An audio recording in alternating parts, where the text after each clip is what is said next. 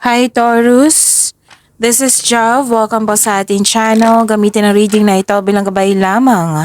Kung naka-resonate kayo, comment down. Kung hindi kayo naka-resonate, ibigay niyo po sa iba. Kasadya na reading po ito. This is for you, Taurus.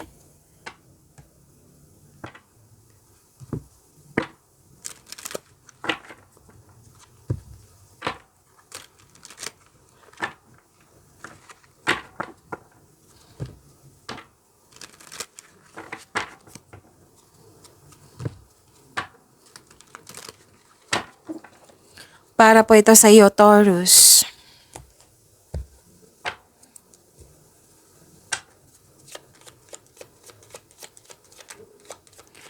Maraming salamat po sa inyong patuloy na suporta at maraming salamat din po sa mga hindi nag-skip ng ads. Sa mga hindi pa nag-subscribe, subscribe na po kayo at click bell notification para malaman nyo na may bago tayong video. Para sa mga gusto magpa-reading, comment po kayo ng personal reading. Again, comment kayo ng personal reading and check my reply sa comment section.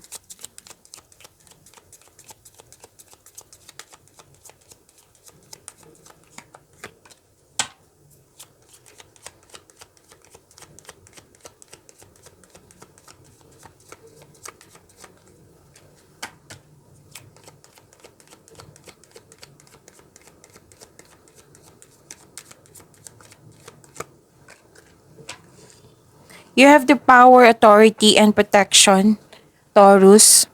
May malaking influence ang isang mother figure at may nag-uusap dito tungkol sa big business, sa career and finances. May dumating na opportunities na kailangan mong bigyan ng best decision or best choice. Oo, dalawang card kasi nagsabi dito na galingan nyo sa paggawa ng desisyon. Kasi may nakita ko ditong mahalagang desisyon.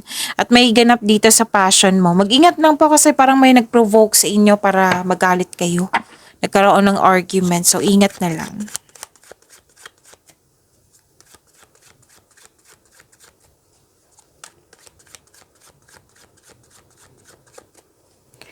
Energy po ni Taurus.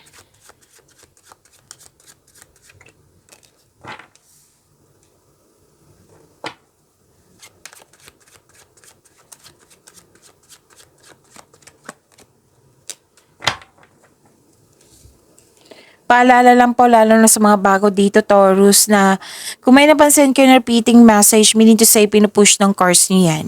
Like for example, nanood kayo sa isang video reading natin, yung Monte Gabay Tarot reading. Tapos may napansin kayo na repeating message dito rin. So yan yung pinupush ng cards na kailangan yung bigyan ng atensyon, solusyon at aksyon kung maaari po. So na yung energy ni Taurus.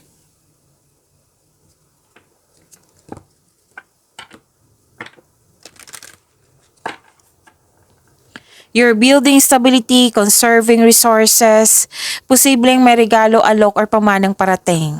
Nakikita ko dito, binavalue mo ang pera at hindi ka madamot. Nagkaroon po ng financial stability. At nagtipid kayo, ingat yung naipon nyo. Oo, tapos you're saving money for your future or may specific goal kayong, it might be may bibilhin kayo. Kaya sobrang ingat mo sa kaperahan mo. And this card serves as a reminder na be generous since giving to others brings more prosperity sa iyong buhay. Conservative ka sa money at investment mo. Gusto mo magkaroon ng financial security kaya mas focus kayo sa inyong career and money.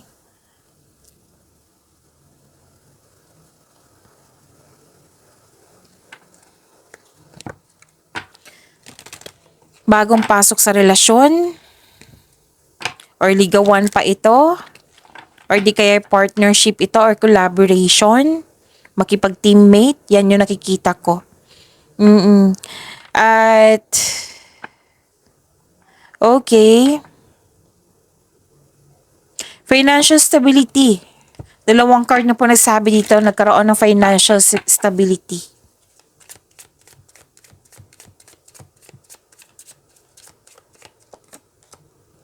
Healer, mend the hearts around you with love.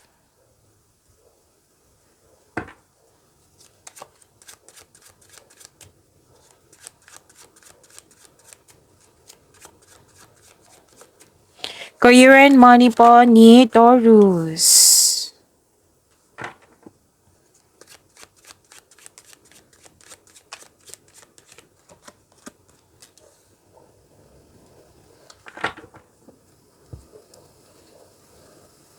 Okay, sa career and money nyo po, nagbabalanse kayo sa inyong pera.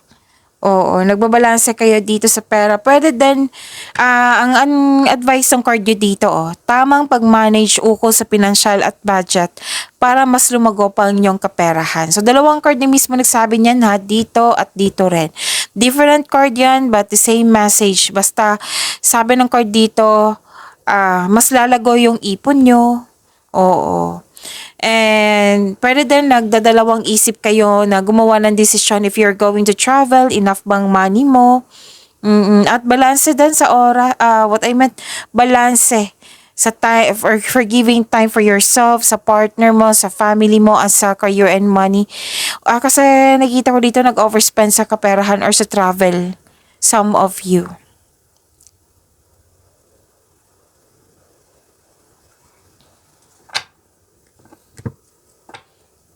So, kailangan yung ma-overcome itong overthinking na ito.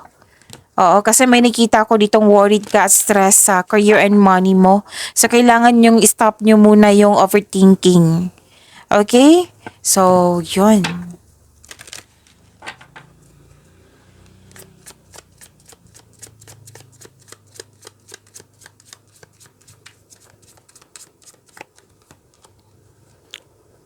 Delegating more tasks can significantly boost your earnings.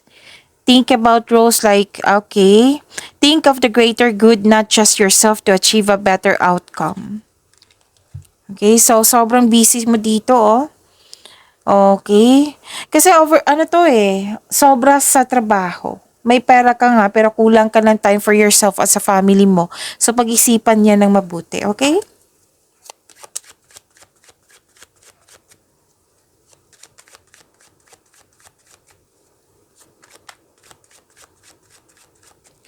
Love life, self-love, partnership, and romance, si Taurus.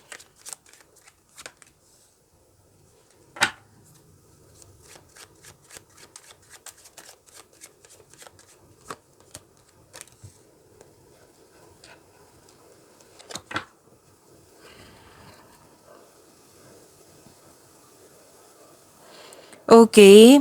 Nakita ko dito, nagkaroon po ng you're receiving love. Pwedeng may nag-aalaga sa iyo ng mother figure. At lumabas din siya dito, kanina, 'di ba sabi ko sa inyo. And you're taking time for yourself na kasi may nakita ko ditong nagkaroon ka ng time for your love life, for yourself, nagkaroon ng beauty, at pag-aalaga din to sa kaperahan, at sobrang busy mo din. At nagkaroon kayo ng time sa ating nature. Okay, may success ako nakikita dito.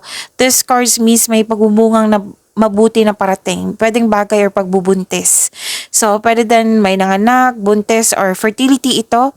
So, kung gusto nyong mabuntis, then go ahead. Kung ayaw po, then use protection. Okay? And this is also means as abundance and success. Okay? Sa mga single po, ang advice po ng card nyo dito na allow yourself to receive love. Magkaroon kayo ng time for yourself, social life, sa inyong family. Sa buhay mag-asawa, sa mga relasyon, ito, yung fertility, oo. So, remember to practice self-love. Oo, yan ang advice ng card nyo po dito.